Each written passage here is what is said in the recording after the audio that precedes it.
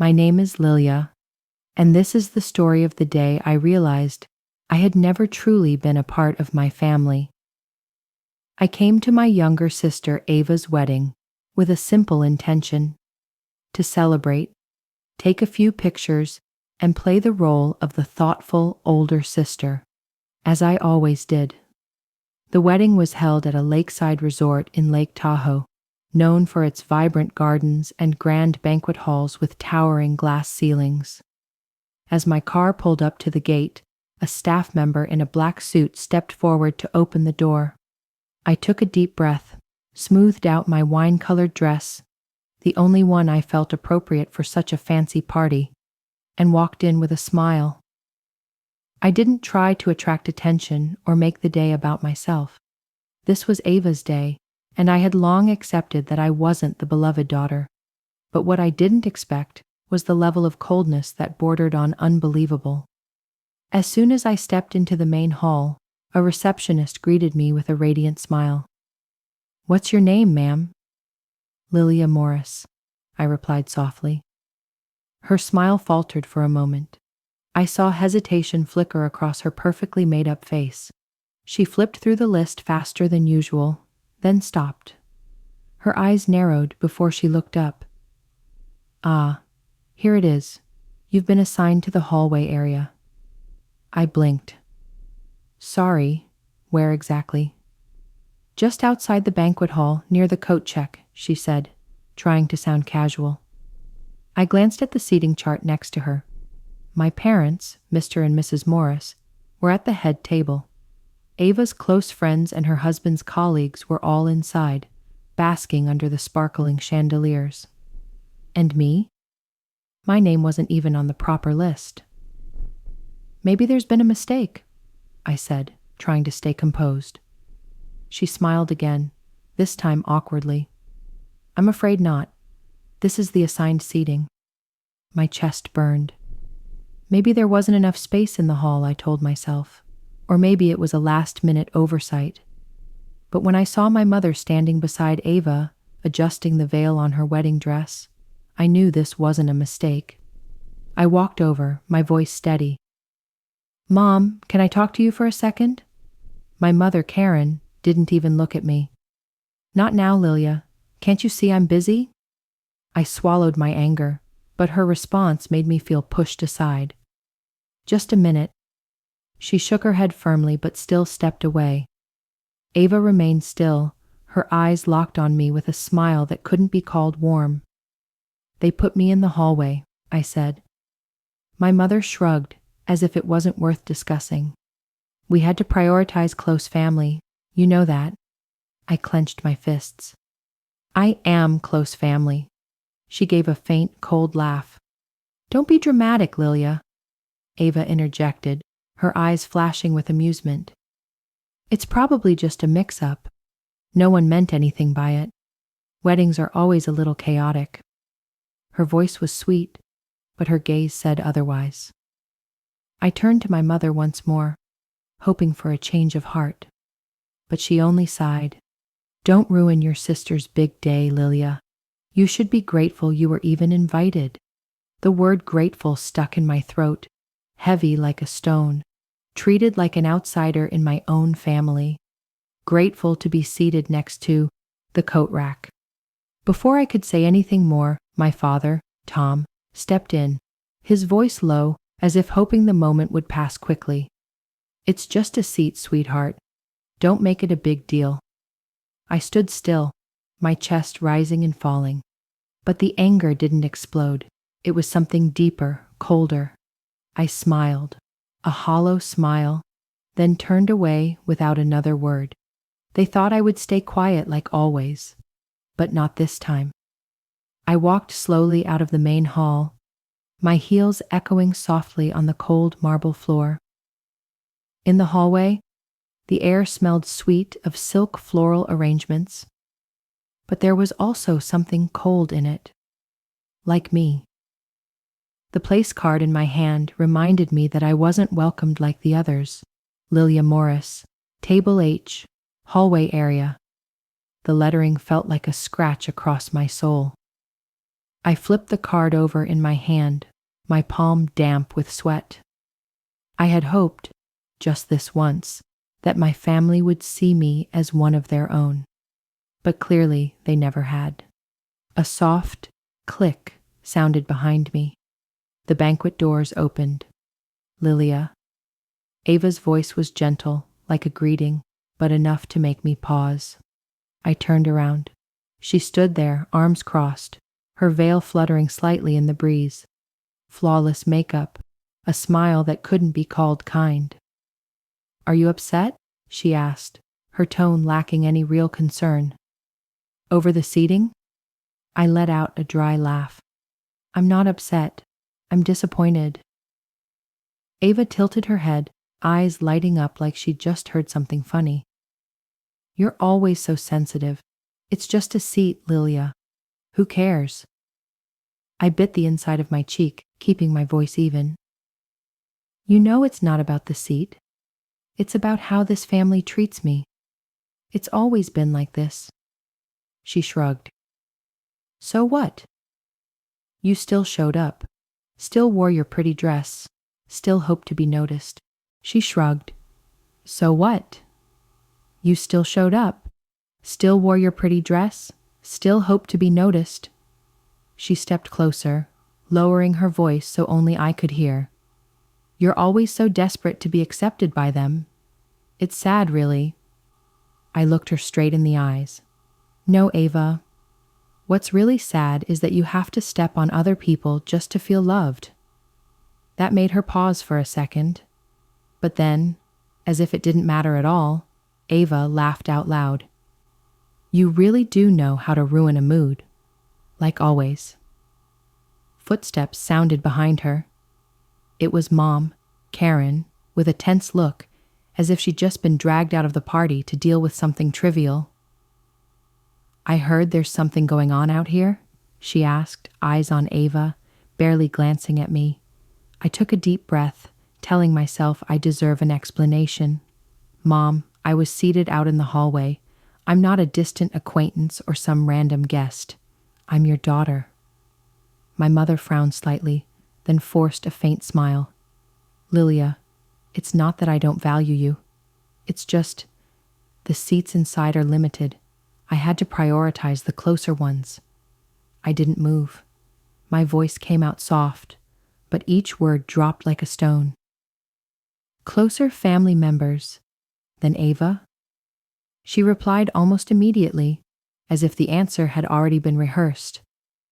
"Aunt Caddy, her college best friend, the ones who were there when she was sick. But you've always been strong. I never had to worry about you." I let out a laugh, thin and hollow like wind skimming a still lake. "I didn't expect it. You never had to worry about me. So that makes it okay to erase me from everything?" Ava chimed in, her voice syrupy sweet. "Lilia, come on. Mom didn't mean it like that. You're overreacting." Should I be grateful just to be invited? The thought sliced through me like a cold blade. I turned to my mother, looking at her like I was truly seeing her for the first time. "Do you know how grateful sounds when I've been made a stranger in my own family?" She was silent. No eye contact, no touch, not even a whisper of apology. And then a voice came from my left. "It's just a seat, Lilia." It was my father, Tom, standing there with a glass of wine, eyes fixed on the floor like the tile patterns were more interesting than me. I turned to him, my voice low and slow.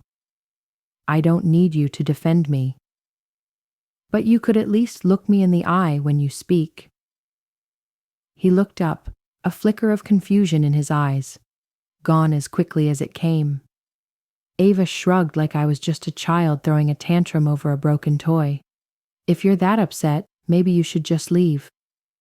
I looked at all three of them, the ones who once defined family for me, and realized maybe Ava was right. I gripped my bag tighter, chest constricting with an unnamed emotion. Something inside me cracked, not from pain, but from awakening. If I never truly belonged here, then maybe it's time I stopped trying. And what's coming will be a wound that never quite heals. I walked briskly down the carpeted hallway, the sound of my heels muffled in the silence behind me. Music still drifted from the ballroom, clinking glasses, laughter, lively like a festival. But it all sounded like it belonged to a world I was never allowed to enter. I stopped at a quiet corner. My hand clenched the strap of my purse, like I was clinging to the only thing keeping me tethered to reality. Ava's smirk, my mother's indifferent gaze, my father's invisible silence. They all echoed in my mind like a distorted symphony. Then a memory returned. Sharp, vivid, like it had happened just yesterday, 3 years ago, Thanksgiving. I came home. One of the rare times Ava wasn't around, off vacationing with a new boyfriend in Sedona, Arizona. The suburban house in New Haven was strangely quiet. No more piercing laughter echoing from the upstairs hallway. No sweet, overpowering perfume lingering in the air, the kind Ava always sprayed too much of every morning.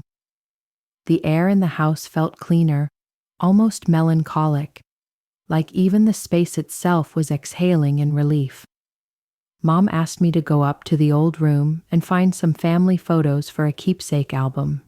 I nodded, feeling, for once, like I was being included in something that resembled family, even if it was just a small task. My room was nearly the same, a small bed by the window, an old bookshelf, and a few high school photos, most of them of me, alone. I bent down to rummage through a drawer for the photo box.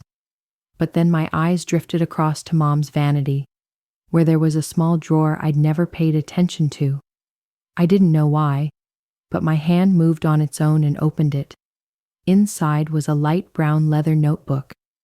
Neat, tidy, as if it had been placed there waiting for me. I flipped to the first page, thoughtlessly, until I read the opening lines. The day Ava started kindergarten, she didn't cry. She just turned around, waved, and ran into class like a little warrior. I flipped to the next page. Ava loves the pasta I make on Wednesday nights. Ava used to be scared of thunder, but now she's much braver. Ava beamed when she got the little nurse costume I gave her for her 8th birthday. Page after page, year after year, nothing but Ava. Memories cherished like treasure, a personal epic written for one child only. I started searching. Like someone dying of thirst in the desert, I flipped through each page, hoping for a single line, a single word, any piece of memory that included me, but it was utterly empty. Not a single word for Lilia, not one entry for me. I gripped the notebook. My knuckles turned white. Mom walked in, saw me sitting motionless with the book open in my hands. "You wrote all of this for Ava?" I asked, my voice quiet but ice cold. "That?" she replied casually. "I wrote it just for Ava, so she wouldn't feel left out. She's very sensitive." I looked at her, my lips trembling. "And what about me?" She didn't blink, didn't flinch. "You didn't need things like that. You've always been independent." I nodded, no arguments, no pleading, but something inside me cracked. A shard of childhood, a piece of illusion, and every longing I'd ever had to be remembered by my mother, shattered like glass. That memory returned amid the bustle of the wedding hallway, clear as a slap across reality. Nothing had changed. I was still Lilia, the nameless child in my mother's memory book, and not even worthy of a proper seat at my own sister's wedding. A chill brushed the back of my neck, not from the air conditioning, but from awakening. I walked toward the last row of chairs by the coat rack. The gold-lettered name card sat neatly in my hand, a reluctant acknowledgement. I looked into the mirror behind it, saw my own blurry reflection. Not because the mirror was fogged, but because I had never truly existed in their eyes. The wedding carried on. Crystal lights glittered across the elaborate white flower arrangements. soft music blending with Ava's radiant laughter as she twirled in a French-tailored gown. And me, I sat here, on the fringes of that dazzling scene, like a forgotten ink stain on a perfect painting. If this was where they thought I belonged, maybe they had never truly tried to see me. And for the first time in my life, I didn't feel hurt. I only felt lighter, because finally, the giant shadow they had unknowingly cast over me couldn't hold me anymore. I sat there, heart rippling in quiet waves, memory and reality crashing into one another. The image of Ava mocking me in front of everyone, my mother brushing off my feelings like I was a tantruming child, kept looping in my head, refusing to fade. Lilia, a male voice made me pause. I looked up. Daniel Joan, today's groom, stood before me. He wore a perfectly tailored tuxedo, his tie loosened, hair slightly tousled like he'd run his hands through it too many times. In his hand was a champagne glass, the silk ribbon still missing. I stood, instinctively adjusting my dress. Daniel. His eyes were focused, like he was really seeing me for the first time. Seeing you sitting here, something feels wrong. Like what you're feeling. I smiled faintly, like a breeze. Your family made it pretty clear, didn't they, that I shouldn't be seated among the honored guests. He didn't reply, just looked at me for a long while. Between us, two people not even close, there was a strange silence, almost intimate. Lilia? He finally said, voice low. Can I ask you something? I didn't look away. Go ahead. He gripped his glass tighter, lowered his voice. Did Ava ever say anything strange about me? I tilted my head. You mean, aside from her constantly mocking you behind your back? He shook his head, pulled out his phone. Not just that. Lately she's changed. She's hiding things. There are things she doesn't want me to know, and I'm starting to feel something's very wrong. I froze. All of Ava's past comments, how she belittled Daniel like he was just an accessory to be polished, came rushing back like quiet blades. And Daniel's eyes, earnest, confused, desperate for truth, made it impossible for me to stay silent. You should brace yourself, I said, every word heavy. Because it's possible. You never really knew who Ava was. He was about to ask more when a voice rang from the end of the hall. And if you're still wondering, I think it's time you knew the truth. We turned. Madison Joan, Daniel's mother, stood there in commanding silence, phone in hand, her eyes locked on her son. She was the kind of woman who could silence a room, not with volume, but with presence. Tonight, she wore a deep navy gown, silver hair in a graceful updo, her face serene, but her gaze cutting through everything. She stepped forward, held out the phone. Look.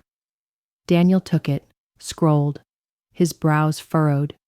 Then his eyes widened, his hand trembled. I didn't see the messages, but his face said it all, from disbelief to anger, and finally, deep hurt. He whispered, choking on the words. She told her best friend she was training me to be the perfect husband, that I'm easy to manipulate, that all she needs is to play nice with you, Mom, and this house will be hers. Madison nodded slightly, like she'd been ready for this moment.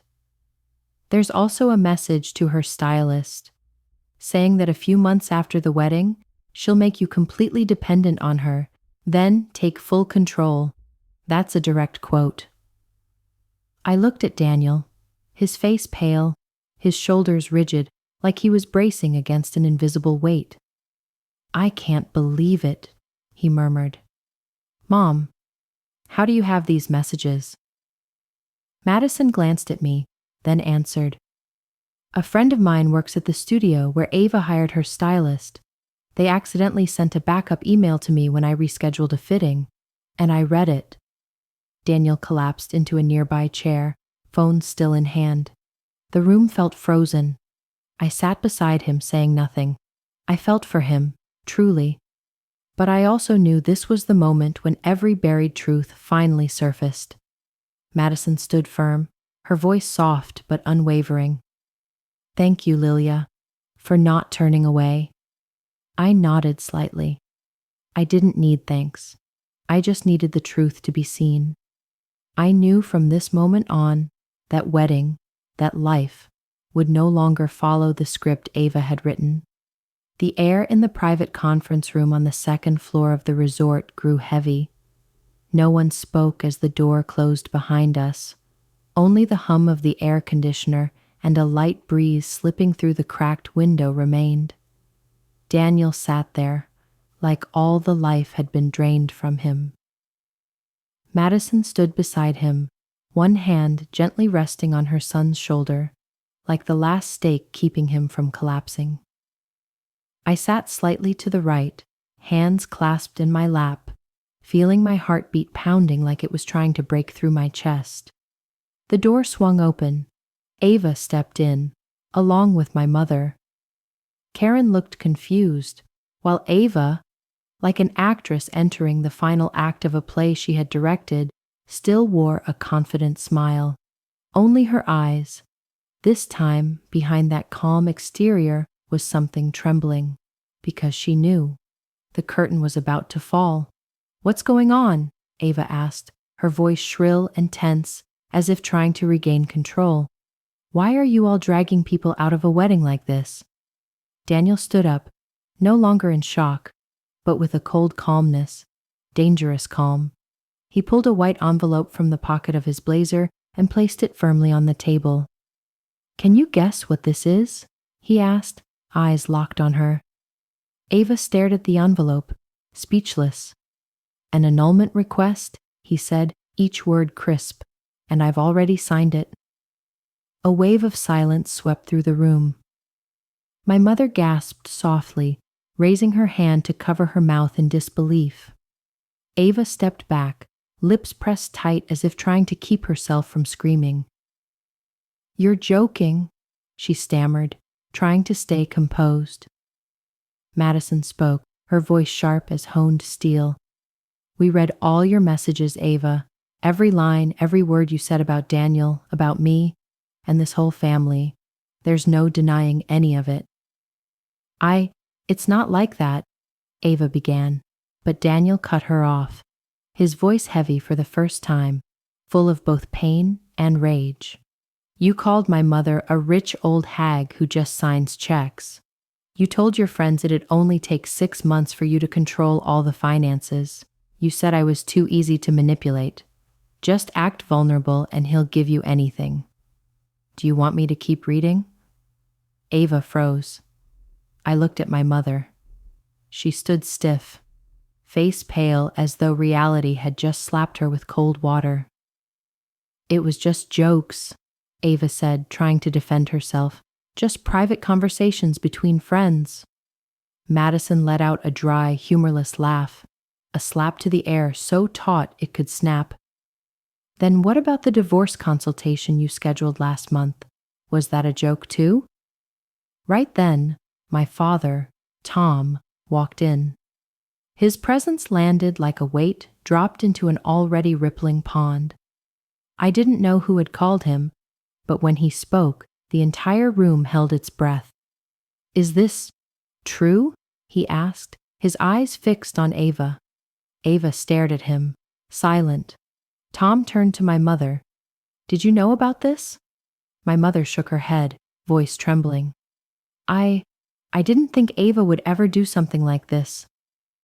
"You never really looked," he said, voice low. "Never wanted to see the truth." Then he looked at me, and for the first time in years, he didn't look away. "Lilia," he said, his voice cracking. "I'm sorry." I froze. In all these years, I had never heard him say that, especially not to me. "I stayed silent for too long," he continued. "Let everything veer off track. And I know you were right about Ava and everything." I didn't know what to say. A part of me felt yanked back to those invisible years, and now that the light had finally shone on them, I didn't know what to do with it. Suddenly, Ava screamed, "You're taking her side?" Her voice shook, a mix of fury and desperation. "She's always been jealous of me, and now everyone's turning their back on me over a few stupid messages?" Daniel's voice cut in, low and seething. "Don't call them stupid messages. That's your true self. You don't understand anything," Ava shouted, her voice trembling. "I love you. I just didn't want to lose my chance at a secure life. What's so wrong with that?" Madison raised an eyebrow slightly, voice icy. "Love? Is that what you call planning a divorce before even getting married?" "She's lying," Ava snapped, turning to me, eyes blazing with hatred. "This is your fault. If you weren't jealous, if you hadn't interfered, today wouldn't have turned out like this." I took a deep breath, steadying myself. "Ava, you brought this on yourself. Don't blame anyone else." "You were never part of this family," Ava shrieked, desperate. "You always acted so perfect, always made Mom feel guilty. What do you want now, to steal everything from me?" "No," I replied, my voice soft but unwavering.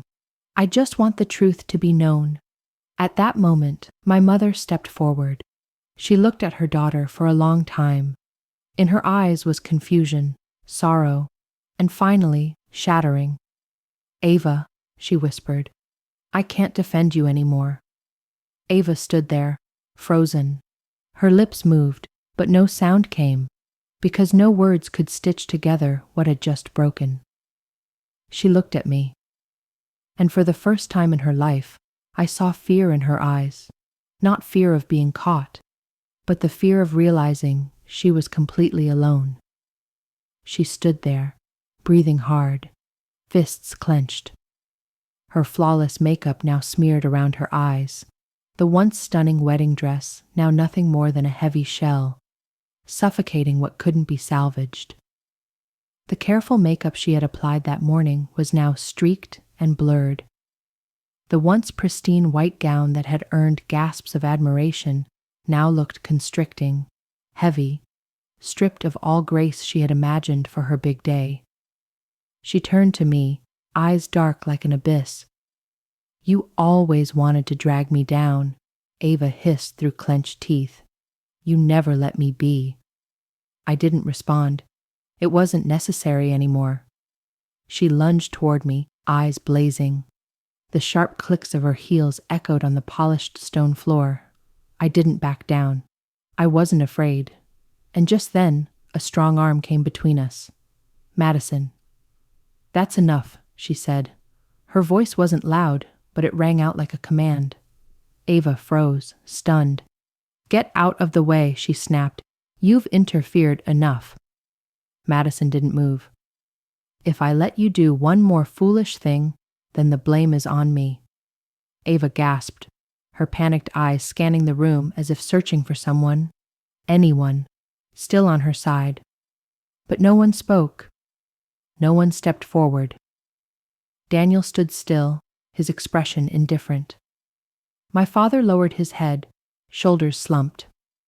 My mother, the one who always defended Ava for even the smallest mistake, now stood silently, her hands clutching her purse straps, eyes red. Then Ava shoved Madison aside, her high heels pounding against the wooden floor, each step ringing out cold and metallic, like steel on marble.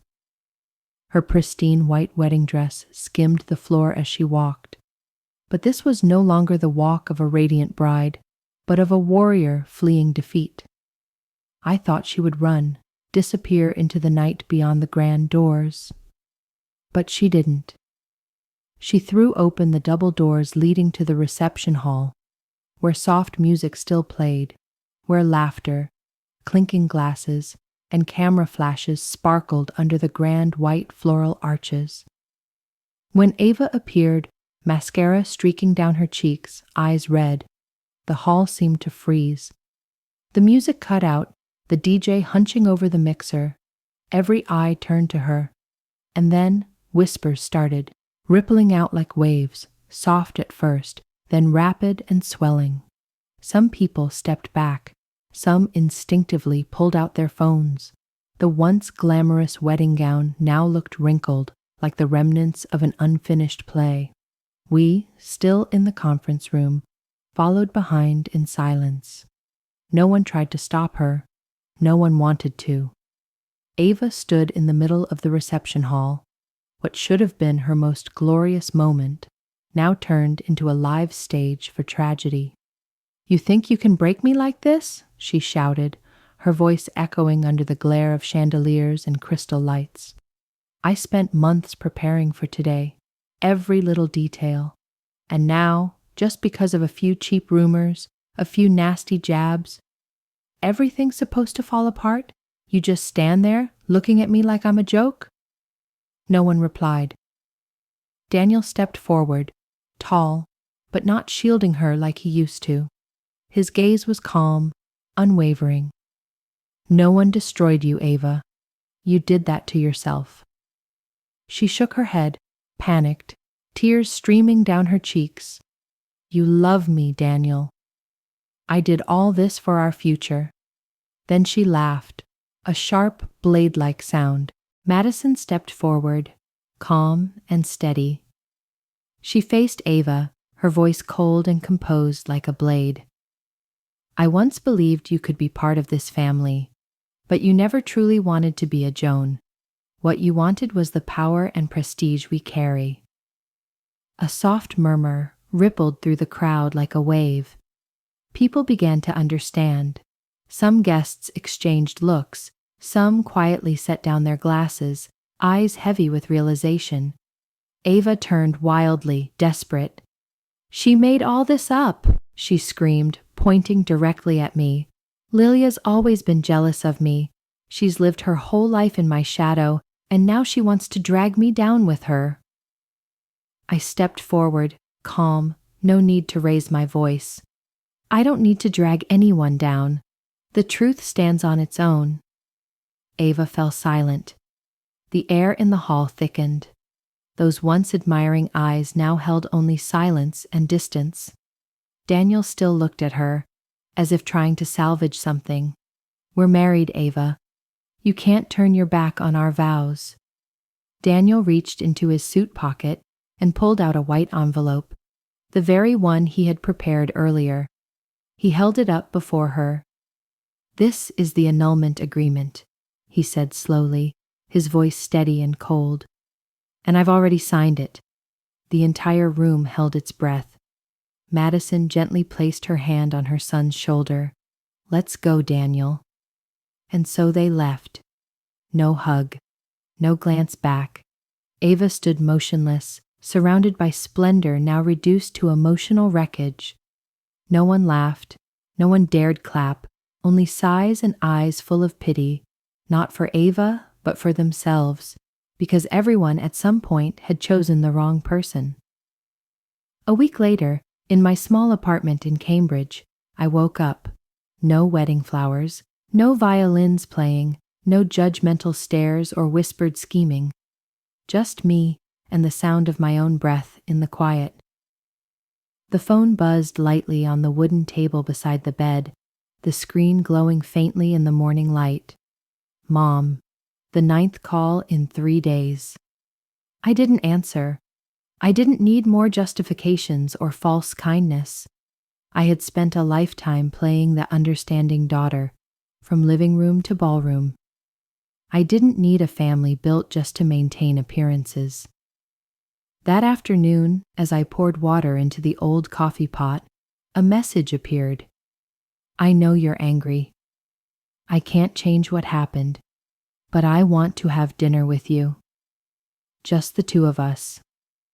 I stared at the message for a long time, as if it were a code demanding to be deciphered by a heart that had once been shattered.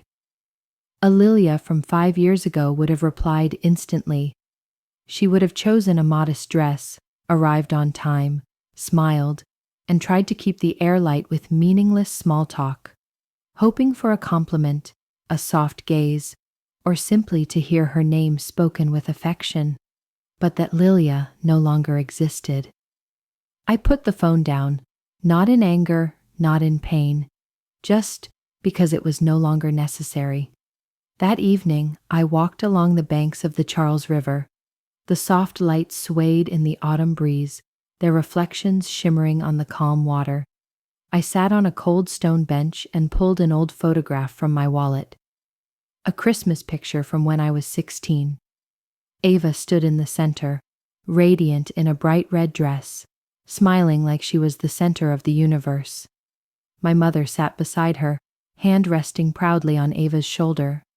And me? I was off to the side, half obscured by the Christmas tree. I looked at it for a long while, then folded it and tucked it into my coat pocket. Not because I was sad, but because I finally understood. I didn't need to keep trying to belong somewhere that never had space for me. The phone rang again. This time it was my father, Tom. I answered, not out of hope, but because he rarely called unless something truly mattered. Lilia, he said, his voice rough, as though regret was carried in every breath. I'm not good with words, but that day, when you said everything, and your mother saw who Ava really was, I think, for the first time, He paused, then exhaled slowly. For the first time, she understood how alone you've been. I know an apology can't undo everything, but I need you to know I was wrong. I closed my eyes gently. No tears, no ache, just something soft, peaceful. Thank you, Dad, I said, but I don't need an apology. I need freedom. That night I went home and pulled an old photo album from the shelf. I didn't burn it, didn't tear it up. I placed it in a box, locked it, and stored it on the highest shelf in the closet. Not because I wanted to forget, but because I no longer needed it to define me. The next morning, I booked a trip to Bar Harbor, Maine, a trip I'd always postponed. I didn't need approval. I didn't need love with conditions. I knew I was enough, simply because I was me. I didn't need forgiveness, didn't need recognition, didn't need love from people who never knew how to love me right. Now I understand. My worth doesn't lie in how they see me. It lies in how I see myself. Family may be where we're born, but it's not always where we belong. Real family is where we are heard, respected, and don't have to fight just to exist. And sometimes, the bravest act is walking away, not to escape, but to return to ourselves. Lilia chose to walk away, and in that quiet peace, she found what she'd been yearning for her whole life, coming home to herself. Lilia's story is a powerful reminder that not everyone born under the same roof will give you the love and respect you deserve. Sometimes, protecting yourself means letting go of relationships you once believed were unbreakable. Growth doesn't always come from being accepted. It comes from the moment you walk away without needing an apology. In real life, choosing yourself isn't selfish. It's the act of courage and freedom. What do you think about Lilia's story and the choices she made? Share your thoughts in the comments below, and don't forget to follow this channel for more heartfelt family stories.